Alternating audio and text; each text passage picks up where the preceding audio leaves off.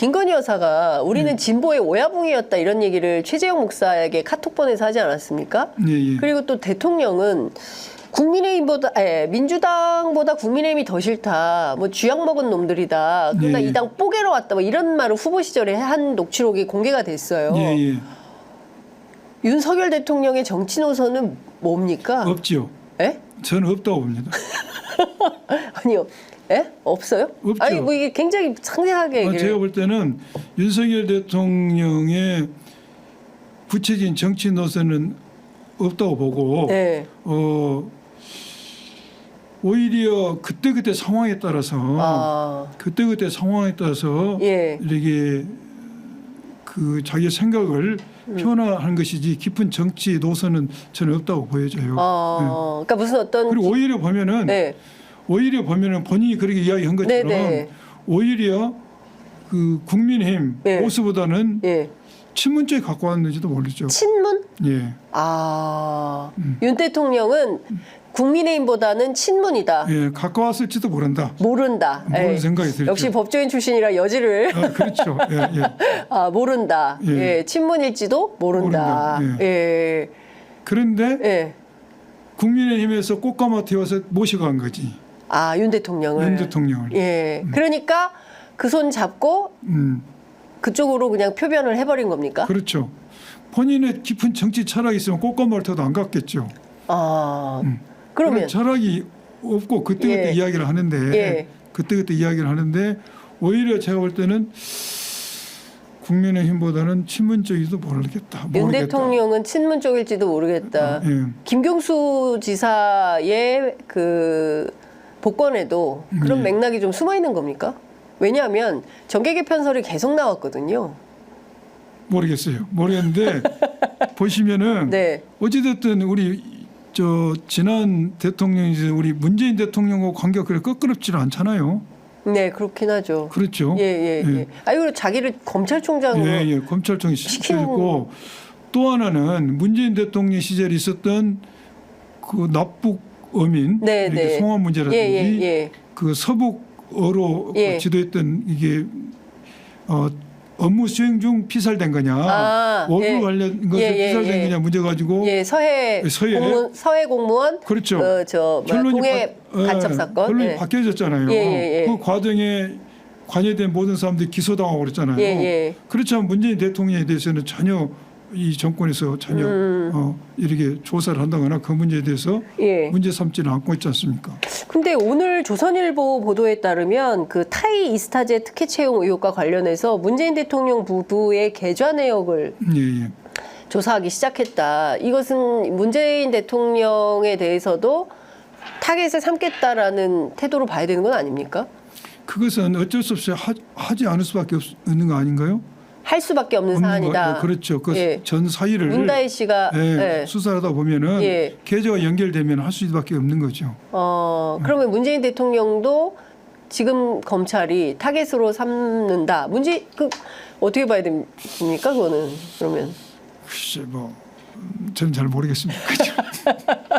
그런데 정치 노선을 봐서 말씀드린 건데 정치 노선은 정치 노선은 확실하지는 않았던 것 같아요. 정치 노선이 딱히 뭐가 분명한 칼라는 아니었다. 진보냐 보수냐는 확실한 칼라는 아니었던 것 같아요. 그러니까 지금 당장 본인에게 필요에 따라서 그때그때 옷을 바꿔 입는 있죠.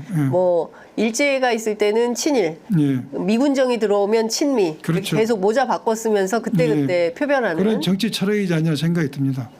그걸 정치 철학이라고 할 수 있겠습니까? 그것도 철학은 철학이죠. 기회주의도 철학입니까? 그렇죠. 참 슬픕니다. 이것 좀 여쭤보겠습니다, 의원님. 얼마 전에 앞서 이제 사도광산 말씀하셨으니까 이거 좀 여쭤보려고 하는데요.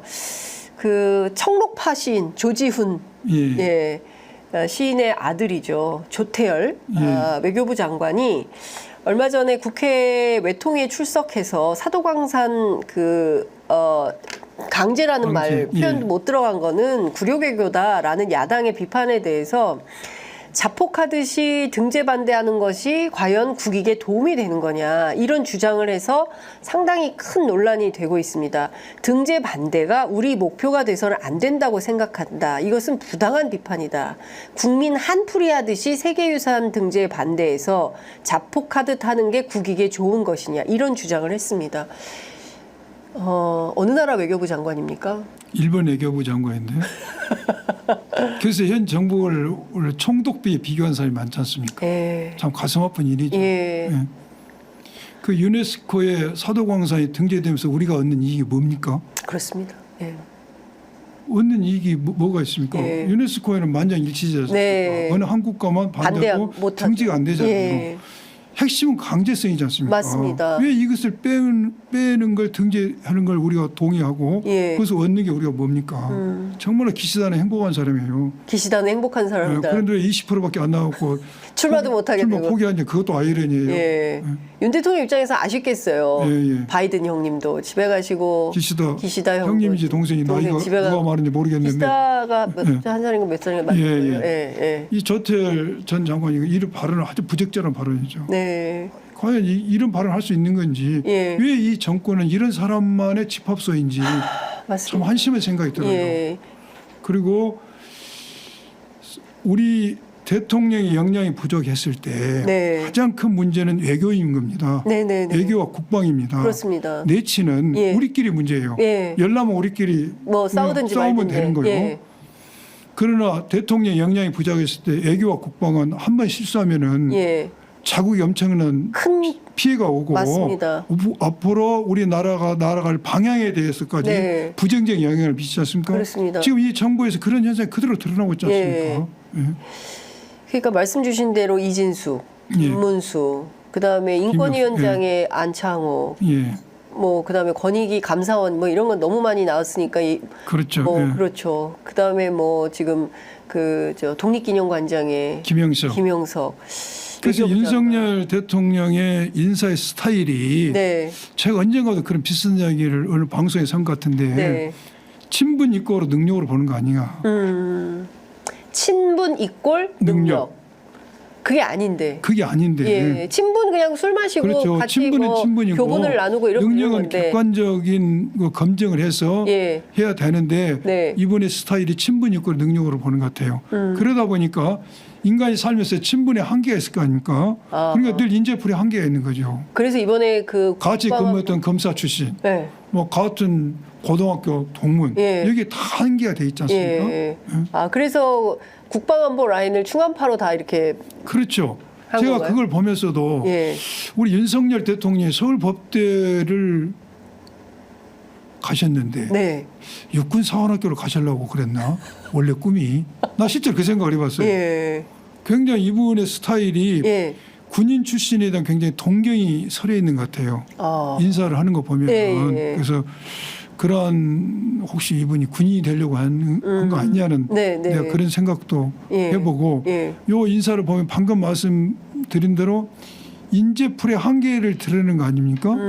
그리고 이렇게 하다 보면은 결국 대통령이 객관적인 민심과 국민의 소리를 듣는 것보다는 그 소리를 전하는 것보다는 외교 안보에 나인 사람들이 대통령의 심기경호를 하기 쉽다 이거죠. 심기경호. 특히 그 경호처장이었던 김용현 지금 국방장관 내졌죠. 이분은 계속 그런 심기경호를 했던 사람입니까? 그렇습니다.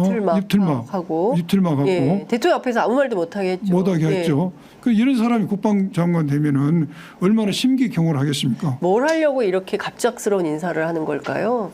그건 윤석열 대통령한테 물어봐야 알겠고 저는 모르겠는데 아무튼 국민을 실망시키는 거죠. 특히 신임 김용현 국방장관 같은 경우는 언론에서 보도된 것처럼 최상병 사건에 어떤 의혹의 지금 중심 인물, 어떻게 중심 인물로 떠오르지 않습니까? 고명 로비의 통로로 여겨지고 있고 또한 이렇게 기록을 해소하는 과정에서도 통화돼 있고 이런 사람을 이렇게 국방장관을 한다는 것은 그래 민심 나 그 관련 없어.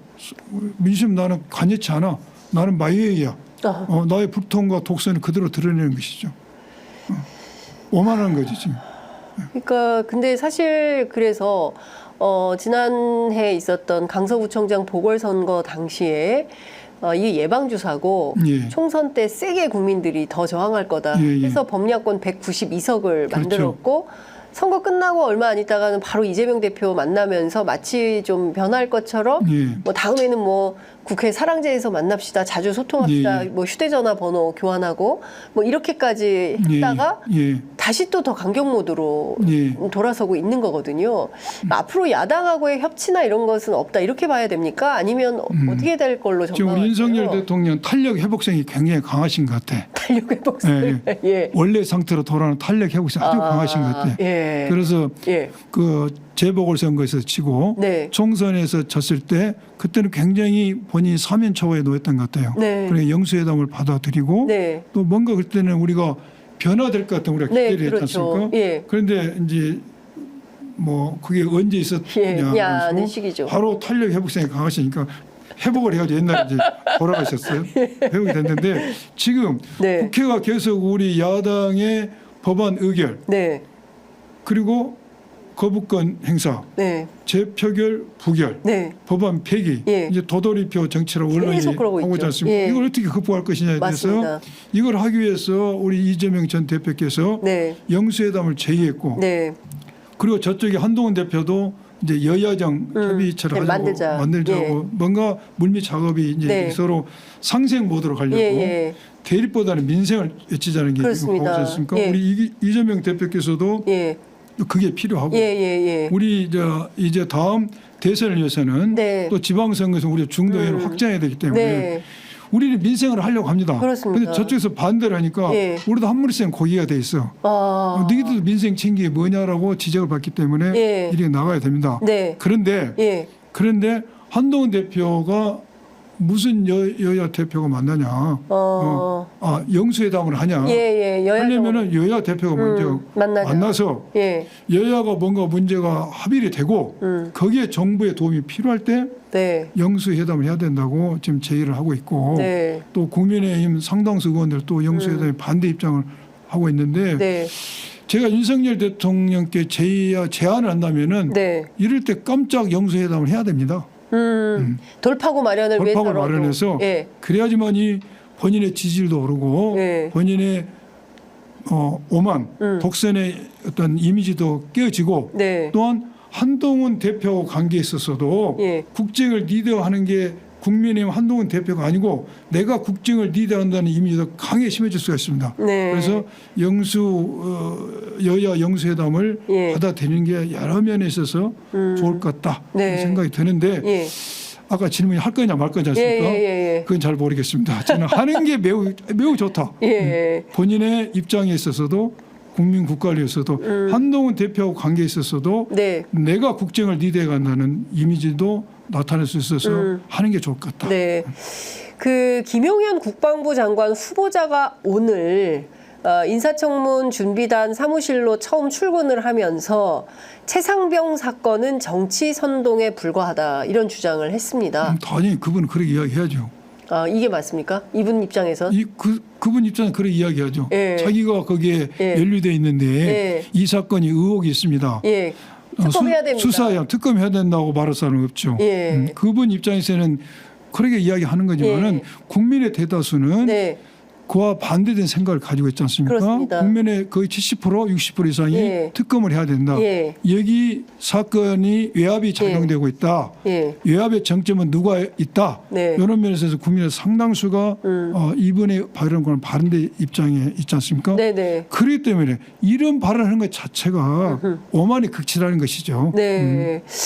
자, 박찬대 원내대표가 이런 얘기했습니다. 민주당은 제3자 추천 최상병 특검법을 수용할 수 있다. 한동훈 대표는 신속하게 수정안을 제출해라. 이렇게 요구를 압박을 하고 있습니다. 한동훈 대표가 낼까요? 한동훈 대표가 네. 한동훈 대표는 윤석열 대통령 덕에 이제 여기까지 온 겁니다. 솔직히 말씀 그렇지 않습니까?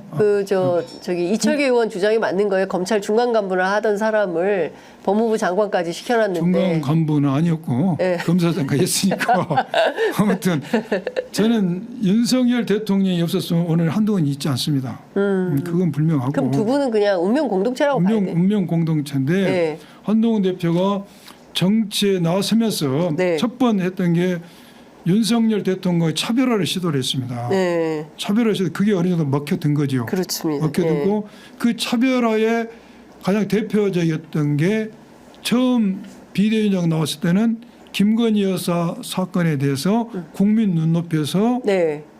뭔가 생각해봐야 된다. 이게 첫 번 차별화성이고 두 번째 대표의 출마해서 차별화는 네.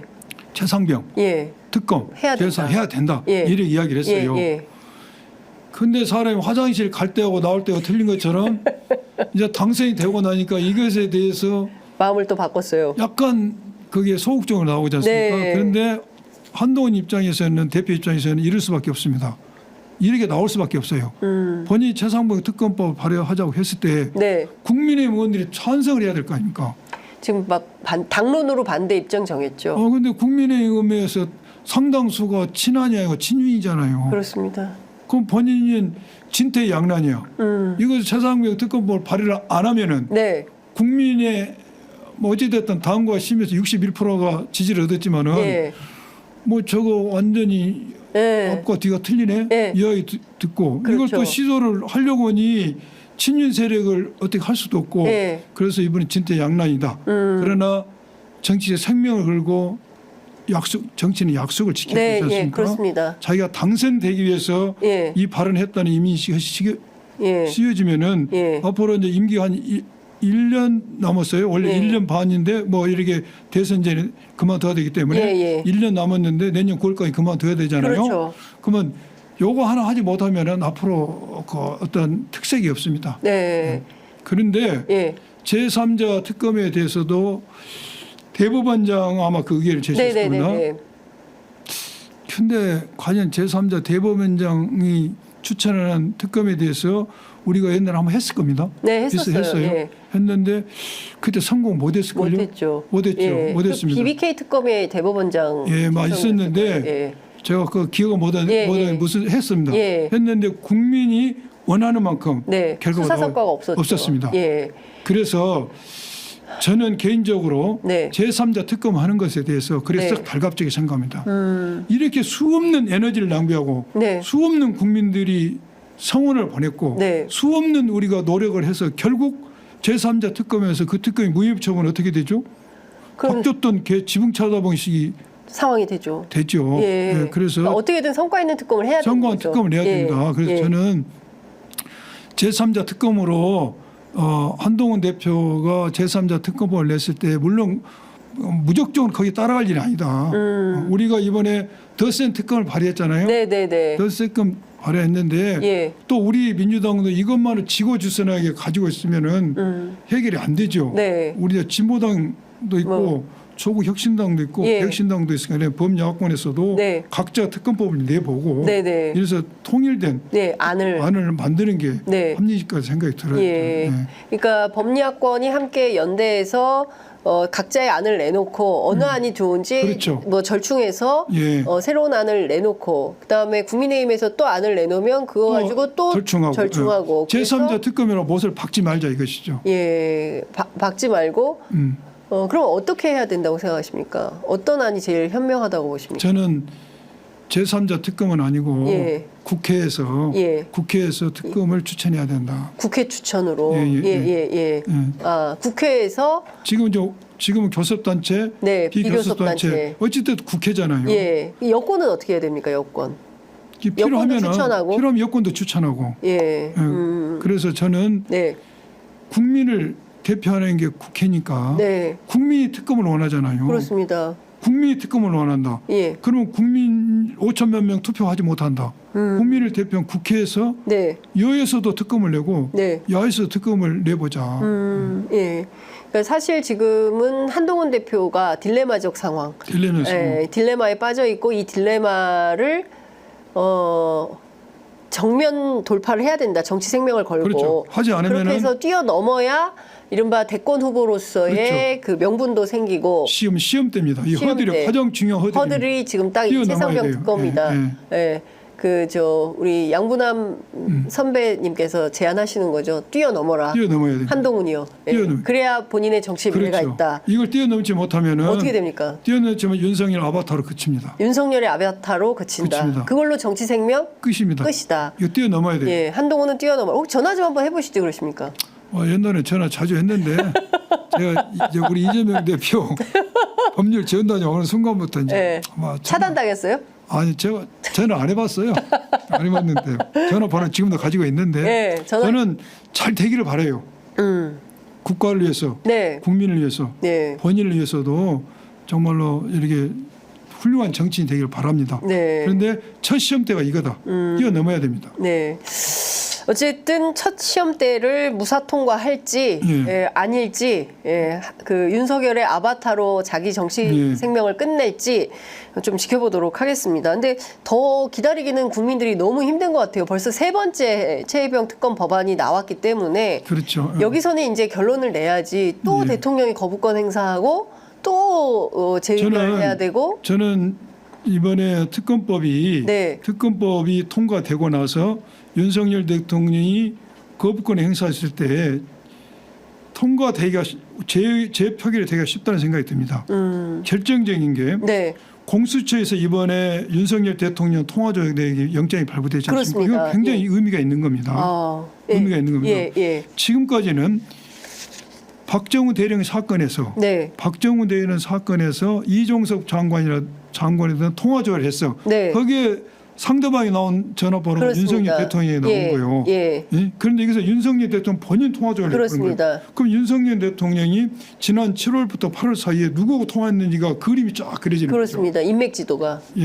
그렇다면은 이걸 발부했다는 것은 법원에서 볼 때 윤석열 대통령이 이 사건에 개입했을 개연성이 굉장히 높다고 본 겁니다. 법원이 영장을 줬다는 것은. 그렇죠. 그러면 그러기 때문에 대통령실에서 이렇게 발끈을 한 거예요. 그러기 때문에 제 거부권 행사에 있어서도 스스로 굉장히 족쇄가 채워질 겁니다.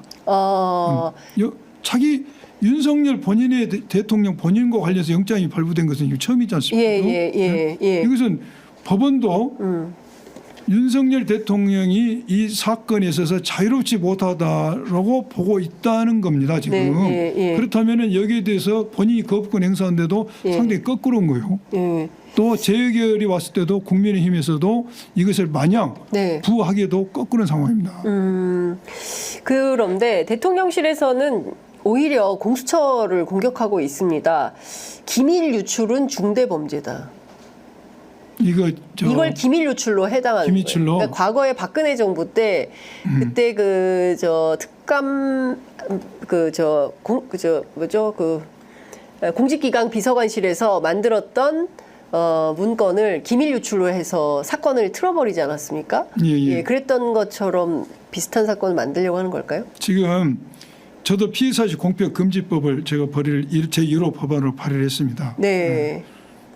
피의 사실에 대해서 확정되지 않은 사실에 대해서 공표하는 것은 인권 침해가 되죠. 인권 침해가 되는데 이것은 피의 사실이 아니고 수사 과정이잖아요. 수사 과정이기 때문에 피의 사실과는 무관하고 또 하나는 공무상 기밀 누설인지 여부는 법률적으로 검토가 필요합니다. 이 대통령의 통화 조약 내역이 영장이 발부됐다는 사실을 누가 발표했는지 모르겠어요. 언론에 나오긴 했습니다. 언론이 나왔죠. 언론이 나왔는데 공수처에서 브리핑하지는 안 했습니다. 안 했고 공식 브리핑한 적 없습니다. 한 적 없어요. 없는데 이것은 기자들이 알 수도 있어요. 법원에 가면 영장 발부되고 뒤져보기도 하지 않습니까? 그렇습니다. 기자들이 법조 기자들이 항상 봅니다. 보기 때문에 공수처에서 누설했다고 보기도 어렵고 가사 공수처에서 브리핑을 했다 할지라도 그걸 누설로 봐야 되는가? 국민의 알 권리 차원에서. 국민 알 권리. 예, 예. 예. 그것은 예. 그러게 표현한다면은 예. 매우 옹색하고 궁지에 몰렸다는 거죠. 아, 대통령실이 그 궁지에 몰렸다는 거죠. 신호다. 예. 그 대한민국에서 현직 대통령의 개인 휴대전화를 수사기관이 지금 박근혜 대통령 국정농단 때 그 수사 중에 예. 국정농단 진행 수사할 때 하고 그 위에는 지금 처음이라는 겁니까? 그러니까요. 그러면 그 현직 대통령이 굉장히 이거 윤석열 대통령에 대해서 통화 조약 내역을 해야 된다. 그 왜 안 했냐? 라고 제가 대정부 질문 때 하려고 그랬어요. 그거 제가 대정부 질문 때 신청했거든. 근데 못 하셨어요. 안 시켜주더라고. 아, 그때 했었어야 되는데. 제가 그걸 물어보고 싶었어요. 왜 국민들이 혼나고 있는 거야? 윤석열 대통령 통화 조약 나왔다니까 윤석열 대통령에 대한 통화 조약 자체를 한 걸로 착각하고 있었어요. 그게 아니거든요. 이종석 장관에 대한 통화 내용을 조회를 하다 보니까 상대편 전화에 윤석열 대통령이 나왔다는 것이죠. 그런데 그러려면은 윤석열 대통령 전화번호에 대한 자체 통화 조회를 해야 되는데 과연 공수처가 그걸 했냐? 이걸 제가 물어보고 싶었거든. 대정부 질의할 때. 그 질문 내용인데 저를 안 시켜주고 제가 못 했는데 이번에 한 것 같아요.